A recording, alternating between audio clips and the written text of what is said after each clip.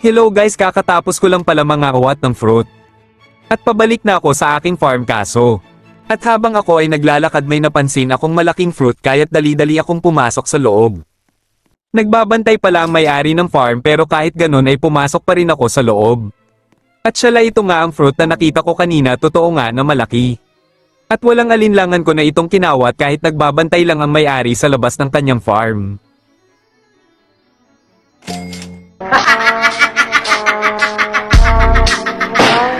Tagumpay ang aking pagkawat sa malaking fruit.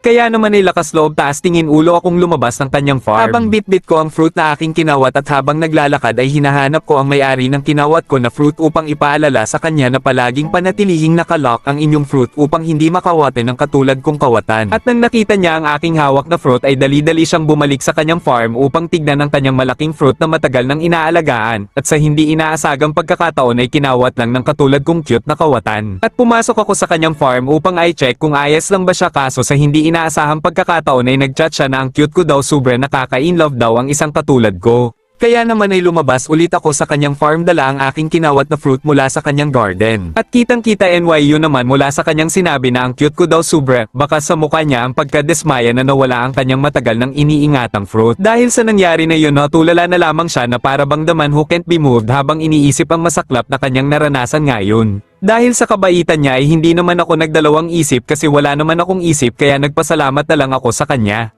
Habang ipinapakita ko sa pagmumukha niya ang fruit na aking kinawat mula sa kanyang pinaghirapan. At sana ay may munti kayong natutunan sa video na ito na panatilihin ligtas ang inyong mga fruits upang hindi makawatan ng katulad kong isang dakilang cute na kawatan.